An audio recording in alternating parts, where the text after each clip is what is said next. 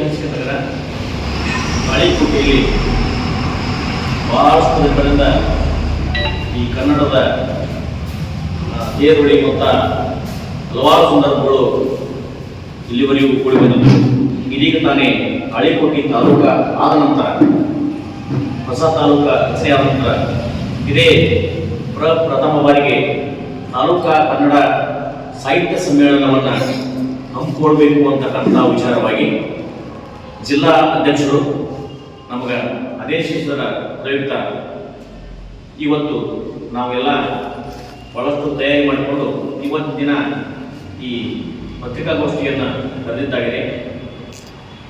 ಈ ಪತ್ರಿಕಾಗೋಷ್ಠಿಯಲ್ಲಿ ಮುಖ್ಯವಾಗಿ ಕನ್ನಡ ಸಾಹಿತ್ಯ ಸಮ್ಮೇಳನವನ್ನು ಎಲ್ಲಿ ಮಾಡಬೇಕು ಹಾಗೂ ದಿನಾಂಕ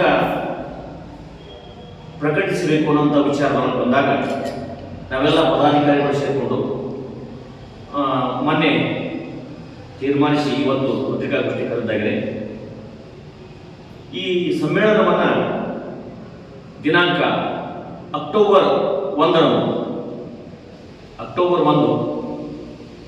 ಈ ಸಮ್ಮೇಳನವನ್ನು ನಡೆಸಬೇಕಂತ, ಒಂದು ದಿನದ ಸಮ್ಮೇಳನವನ್ನು ನಡೆಸಬೇಕಂತ ವಿಚಾರದಲ್ಲಿ ದಿನಾಂಕ ಪ್ರಕಟಣೆ ಮಾಡ್ತಾ ಇದ್ದೇವೆ.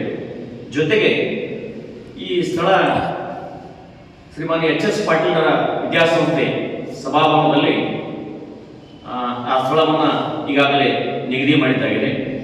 ಈ ಒಂದು ವಿಚಾರವಾಗಿ ಇದರ ತಯಾರಿಗಾಗಿ ತಾಳಿಕೋಟೆಯ ಹಲವಾರು ಸಂಘಟನೆಗಳು, ಕನ್ನಡಪರ ಸಂಘಟನೆಗಳು, ಶಿಕ್ಷಣ ಸಂಸ್ಥೆಗಳು, ನಮ್ಮೆಲ್ಲ ಪದಾಧಿಕಾರಿಗಳು ಒಳಗೊಂಡು ಸಮಸ್ತ ತಾಳಿಕೋಟೆಯ ಎಲ್ಲ ಕನ್ನಡದ ಮನಸ್ಸುಗಳು, ಸರ್ವ ಸದಸ್ಯರು, ಊರಿನ ನಾಗರಿಕರು ಹಾಗೂ ಎಲ್ಲ ನಮ್ಮ ತಾಳಿಕೋಟೆಯ ಸುತ್ತಮುತ್ತಲಿನ ತಾಳಿಕೋಟೆ ತಾಲೂಕಿನ ಎಲ್ಲ ಕನ್ನಡಪರ ಸಂಘಟನೆಗಳು ಇದೆಲ್ಲ ಕೈಜೋಡಿಸಿ ಈ ಒಂದು ಕಾರ್ಯಕ್ರಮವನ್ನು, ಕನ್ನಡ ತಾಯಿಯ ತೇರನ್ನು ಎಳೆಯುವಂಥ ಸಂದರ್ಭದಲ್ಲಿ ನಾವೆಲ್ಲ ಪತ್ರಿಕಾ ಮಾಧ್ಯಮದ ಸ್ನೇಹಿತರು, ಸಹೋದರರನ್ನ ನಾನು ಇವತ್ತು ಭಾಳಷ್ಟು ವಿನಂತಿಪೂರ್ವಕವಾಗಿ ನಾನು ಕೇಳಿಕೊಳ್ಳೋದೇನಪ್ಪ ಅಂತಂದರೆ, ಹೆಚ್ಚು ಪ್ರಚಾರ ಮಾಡುವುದರ ಜೊತೆಗೆ ಈ ಸಾಹಿತ್ಯ ಸಮ್ಮೇಳನದ ಬಗ್ಗೆ ಹೆಚ್ಚು ಪ್ರಚಾರ ನೀಡಿ ಪ್ರತಿಯೊಂದು ಹಳ್ಳಿಗೂ, ತಾಲೂಕಿನ ಪ್ರತಿಯೊಂದು ಹಳ್ಳಿಗೂ ಈ ವಿಷಯ ಮುಗಿಸುವಂಥ ಕೆಲಸ ನಮ್ಮಿಂದ ಆಗಲಿ. ಆ ಒಂದು ಮಹದಾಶೆಯಿಂದ ನಾವೆಲ್ಲ ಪದಾಧಿಕಾರಿಗಳು ಇವತ್ತು ಸೇರಿದ್ದಾಗಿದೆ. ಇನ್ನು ಮುಖ್ಯವಾಗಿ ಪದಾಧಿಕಾರಿಗಳು ಹಾಗೂ ಎಲ್ಲ ಪತ್ರಿಕಾ ಮಾಧ್ಯಮದ ಮಿತ್ರರು, ಎಲ್ಲ ಸಾರ್ವಜನಿಕರು, ಶಿಕ್ಷಣ ಸಂಸ್ಥೆಗಳು ಕೂಡಿಕೊಂಡು ಈ ಒಂದು ಅದ್ದೂರಿಯಾದಂಥ ಕನ್ನಡವನ್ನು ತೇರ ಎಳೆಯೋಣ ಅಂತಿಕೊಂಡು ಆಶಿಸ್ತೇನೆ. ಇನ್ನು ಉಳಿದಂತೆ ಎಲ್ಲ ತಯಾರಿಗಳು ಈ ಗ್ರಾಮೀಣ ಭಾಗದೊಳಗೆ ಇರ್ತಕ್ಕಂಥ ಎಲ್ಲ ಕಲಾ ತಂಡಗಳು ಇರ್ಬೋದು, ಸಾಹಿತಿಗಳಿರ್ಬೋದು, ಶಿಕ್ಷಕ ಬಂಧುಗಳಿರ್ಬೋದು, ಕನ್ನಡಪರ ಸಂಘಟನೆಗಳಿರ್ಬೋದು, ಎಲ್ಲರನ್ನೂ ಕೂಡಿಸಿಕೊಂಡು ಈ ಒಂದು ಕಾರ್ಯಕ್ರಮ ಯಶಸ್ವಿಗೊಳಿಸುವಲ್ಲಿ ತಾವು ಮುಖ್ಯವಾದಂಥ ಪಾತ್ರವನ್ನು ವಹಿಸ್ತೀರಿ.